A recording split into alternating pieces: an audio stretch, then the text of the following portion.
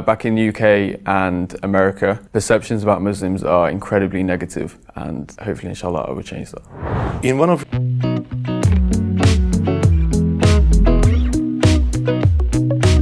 What's up, YouTube? Welcome to Michael TV.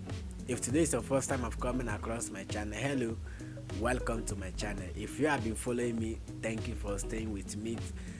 Today we are going to be listening to a famous British YouTuber converted to Islam.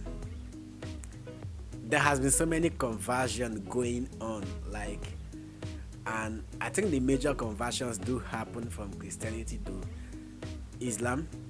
So guys, let's dive right into the video.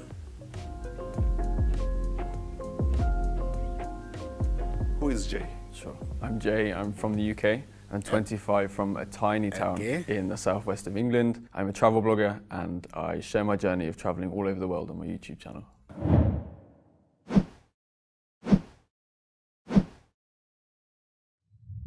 What is the aim of the Jay? Why are you traveling that much? I hopefully, inshallah, will change the negative perceptions about Muslims all across the world. I post on YouTube and my Instagram all the positive things about the culture, the food, the people, the way of life to hopefully change perceptions back in the UK. Back in the UK and America, perceptions about Muslims are incredibly negative, and hopefully, inshallah, I will change that. In one of your videos, you said that you love Pakistan and Turkey more than other countries. What is the reason for that? Why Pakistan and Turkey? I think I love Pakistan so much because, again, I never heard anything positive about this country. The main things I heard were terrorism and war and violence. And I went there and all of my expectations were beat. Everyone was so kind, so nice. The food was some of the best I've ever had in the whole world.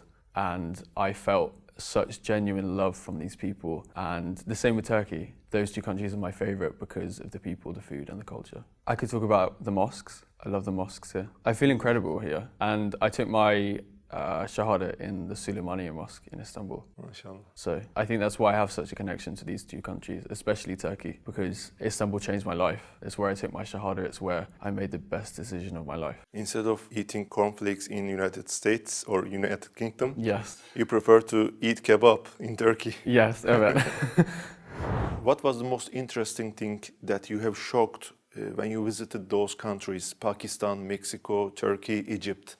Start with Mexico, right? Sure. Mexico is completely different to any of the other countries I've been to. Muslims are not widely shown in the media or even on the streets. I only managed to visit one mosque when I was in Mexico City. So the thing that was the strangest for me in Mexico was not being able to meet so many Muslims.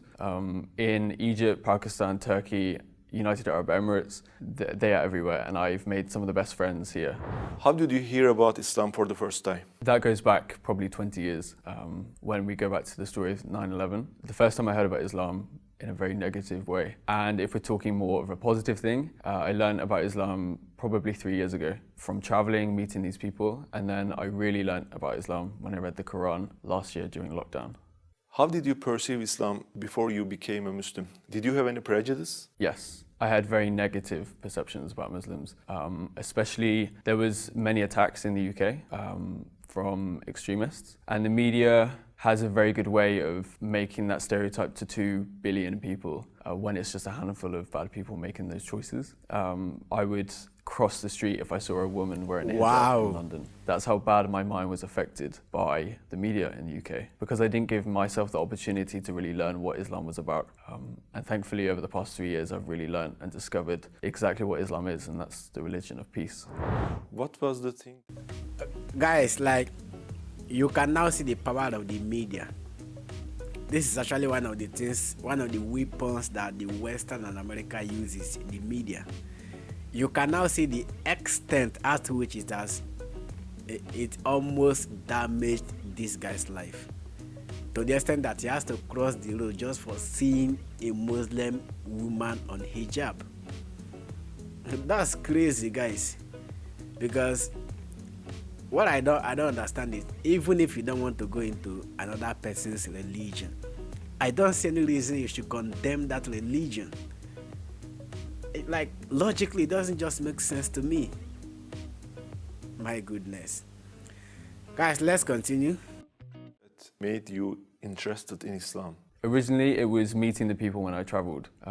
I rarely travelled to Muslim majority countries, and I went to Istanbul, thankfully 4 years ago. And then I decided to actually go to Iraq in September 2019, and that completely changed my perceptions and made me want to research more about the positivity of Islam. I went to Iraq for the first time when I was 22, 23. So you met some good people who were Muslims? Yes. So you were interested in Islam? So I was interested, and then I gave myself the time to really research and discover the true Islam away from the media in the UK. How did you feel when you first took the Shahada? The most immense sense of happiness and peace, and I don't think I've come to a point where I've been so happy and so alive. It was the best feeling in the world. So before I entered the mosque, I was an atheist. My life didn't have much meaning. I didn't believe there was a creator. I thought after death, that was it. And once I entered the mosque and I took the Shahada and I took those words and I said those words, I was so happy, and I felt like my life went from black and white to color. It was the best feeling in the world. What was the reaction of the people around you? So happy. They were clapping, they were smiling. People inside the mosque were watching and they heard and they were clapping and were so happy for me.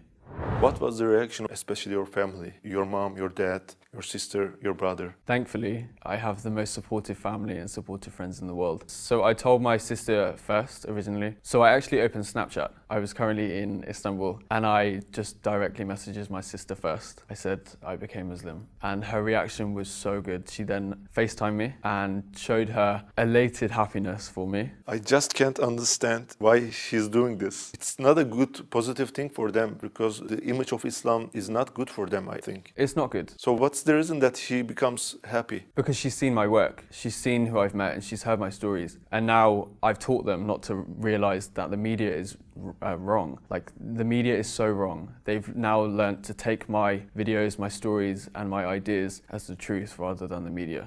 What about your mother, your dad? Yeah, so my dad actually left when I was 1. He moved to Australia, so I haven't actually had contact with him. He doesn't know to this day. But my mum, I called her and I told her over the phone. I actually made a video about that and her reaction. It took me 3 times to actually call her and for her to pick up, and my nerves were...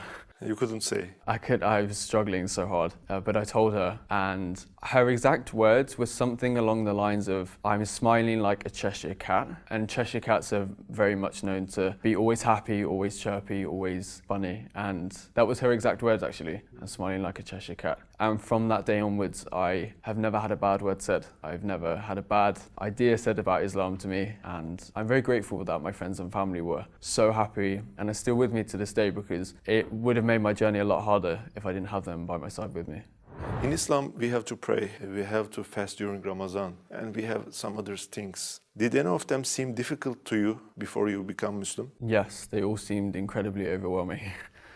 Especially as in the UK before I became a Muslim. I was on this journey alone. During lockdown, I couldn't see anyone, I couldn't practice with anyone. It was very difficult. Still to this day, I still get overwhelmed. But now, thankfully, after a lot of practice, a lot of work, I've got to the point where I can do anything with ease. How did you make that research? From internet? Which videos? Which speakers? Many YouTube videos, many stories that I've met from the people on the streets, and actually reading the Quran itself. Can I ask this question? If it's private, just pass it. Your family are atheists, so you're Muslim. What do you feel about them? Are you praying that they become Muslim someday? Are you telling the truths of Islam to them? Of course I am. Every single day I'm talking to my family. I wish though one day I could talk to my dad about the journey I've been on and talk to him about Islam and the real Islam, because I'm scared he still has perception about Islam, and one day I hope to change that. And I know thousands of people will watch this episode, and I hope they pray for my friends and family to hopefully find the beautiful journey of Islam one day in their life. Inshallah. Before you become Muslim, I guess that you were dating, you ate pork, and you also drink alcohol, I guess. Was it difficult for you to stop all this when you become Muslim? So firstly, pork, I haven't eaten for a very long time, probably since I was 10. So that was not an issue, and I definitely don't miss it. Dating, I haven't had a girlfriend since I was 17. So dating for me doesn't work. Also, I don't have the time when I'm traveling. So even if I wanted to do it, I couldn't. And alcohol, I stopped drinking alcohol in 2019. So the year before I even became Muslim. What was the reason that you stopped drinking alcohol? I drank a lot at university. At university in the UK, it's very much a student culture to drink almost every day, have parties and celebrate reading one text paper. But yeah, I stopped after because it's not a healthy lifestyle. So I was also vegetarian for a year and a half actually, and thankfully I discovered halal meat, which I'm so thankful for, especially here in Turkey. The food is incredible. You have a YouTube account and Instagram account, and you're popular. I guess that you have messages who wants to date with you. Am I right? Yes, every single day. What is your reaction to them? I don't reply or I block because people shouldn't be asking me that. And I also get messages from women and girls' mums, emails and Instagram messages and comments on YouTube asking me to marry their daughter. And I definitely do not reply to them. And also, I don't plan to get married in the near future, especially in the next 2 or 3 years. There's so much of this beautiful Muslim world that I have to discover and more incredible people I have to meet. So until I'm maybe 29 or 30, I do not plan on getting married. There's so much I need to discover, learn and explore. Why didn't you stay as an atheist and need to do some research about Islam? Sure. I'm a very inquisitive person. I think that's why I travel and that's why I want to learn. I had time and I studied international journalism for my master's degree, and I learned about the media and how they were completely wrong about Islam, and of course I took my inquisitiveness. So I've always been a very inquisitive person, someone always eager to learn about cultures, people, language all around the world. And during the coronavirus pandemic, I had a lot of time and I decided to put that time to good use and discover what makes the people I meet so kind, so loving and so peaceful. And that all came back to Islam. And that's when I decided to read the Quran, watch YouTube videos, learn more about Prophet Muhammad, peace be upon him, and everyone else. And it's been amazing. Who is Muhammad alayhi salatu wasalam for you? He's incredible, and I don't think I could find a better word for him. And I think everybody on this planet can learn a lot from him, and they could definitely put his life story into their own life and be a lot more loving, a lot more giving, and a lot more accepting. If there was a chance to speak to whole non-Muslims in the world, especially for the ones who have prejudice to Islam, what would you like to say if you had 1 minute? Learn from your own personal experiences, not the media.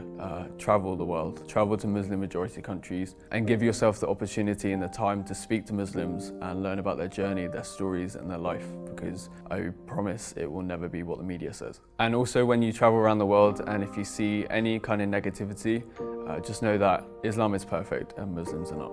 We are very nice to meet you, brother. Thank you so much. Your journey, your story is very interesting. Inshallah, your aim is great. Inshallah, you will be succeeded, brother.